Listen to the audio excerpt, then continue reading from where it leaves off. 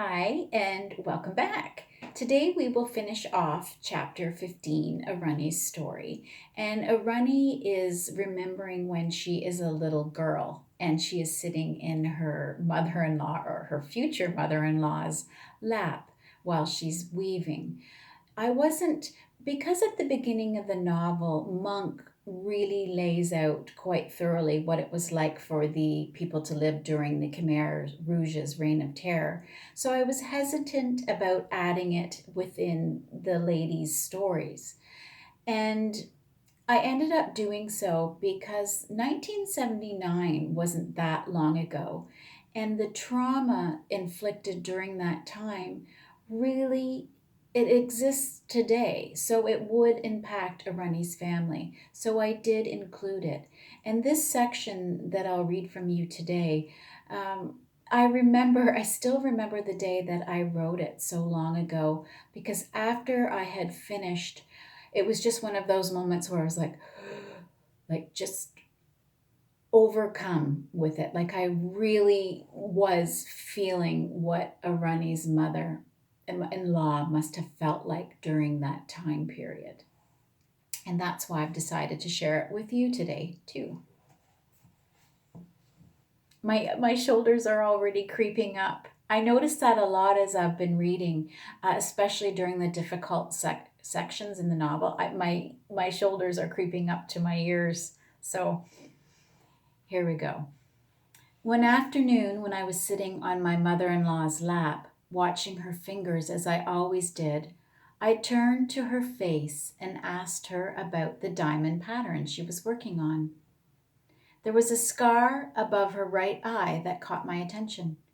I'd seen it many times before, but never at this angle, nor this close. It was long and cut through her eyebrow, then worked its way up towards her hairline. I traced its path with my finger and asked her with the innocence of a child, "How did you do that?" "It happened when the Khmer Rouge was in power. Do you know who they are, Arunny?" "Yes," I said. "My parents have told me their stories." "Would you like to hear mine?" "Yes." "The Khmer made me and my family work hard. I used to wake up at 1 a.m. It was dark. The sky was filled with stars, and it was very quiet. I thought it a pretty time and would like to sit and look up into the face of the sky. But I had much to do, and I was afraid. If I didn't hurry and get my work done, I would be in big trouble. I used to run from one task to the next. I didn't have any shoes, so my feet bled all the time. I got used to the pain. Besides, I didn't have time to cry. I took care of the cows. I herded them, fed them, and took their manure to the gardens. I worked in the rice fields, picking up any of the harvest that had fallen on the ground and took it to the barns. I ground the rice, cut grass that grew in the rice fields, and harvested the rice. I also dug narrow trenches to transport water to the garden. I planted flowers and fruits. I ran into the woods to fetch firewood, and I dug dirt to build a road. I worked every day. I worked and I worked and I worked with never enough sleep. I would sleep for 1 hour, maybe one and a half if I was lucky, but mostly I wasn't lucky. When my eyes were allowed to sleep, they didn't know how to because my dreams were filled with fear. I was tired all the time. When I was working, I dreamed I was sleeping. Even in my dreams, I couldn't sleep for long because I was afraid the Khmer would know that I was dreaming and sleeping, and they'd come over and hit me with a thorny stick. There were people in the village who tied a rope around their neck and hung themselves from coconut trees. Even as a child, I understood this. I envied their limbs hanging freely from the trees. Their suffering would be quick and then it would be over, not like it was for those of us who remained. The suffering would continue. It was endless. The combination of miseries paralyzed the entire population. The ravaging hunger, the exhaustion, the constant terror, and the disease. My body was so unhealthy. I don't know how it continued to work. Mosquito bites plastered me everywhere. Frequently, I burned with fever, and my bum burned fire all the time.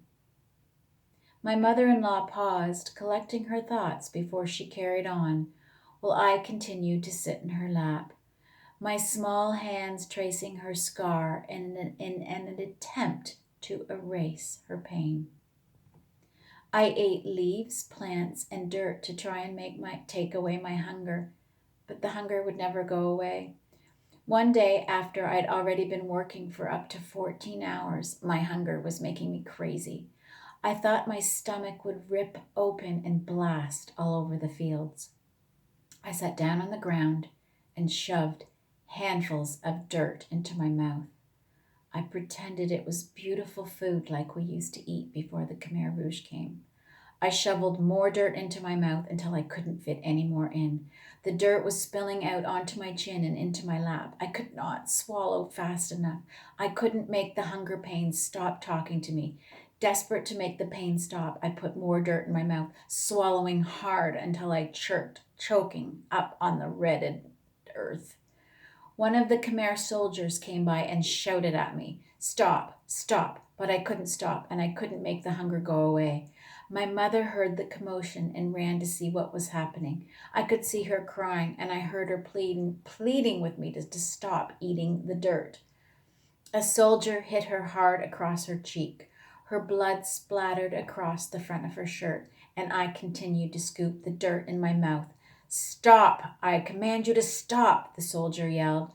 I don't know what came over me, but I stopped putting the dirt in my mouth.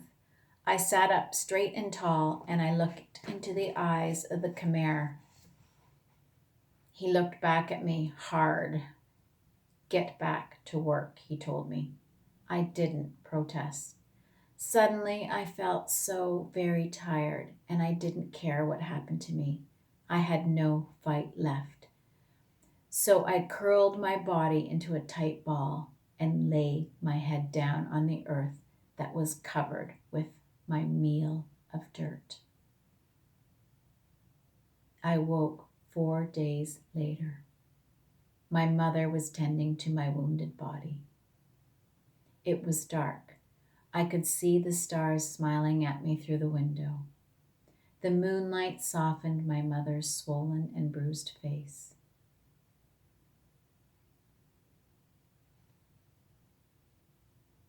But I couldn't speak because at that moment I wished I was dead. My mother must have seen it because my eyes, in my eyes, because she gently placed her hand on my head, where your hand now rests, Arunny, on my scar. She brought her lips to my ear, and I could feel her breath as she whispered softly, "Oh, my baby girl, don't give up hope. They will not be here forever. But I will, and I cannot bear a life without you in it." Well, we know that Arunny's mother-in-law survived, as did Arunny's parents, and they were some of the lucky few who did. Tomorrow we will go back to grandmother and see what she is up to. Thank you for listening.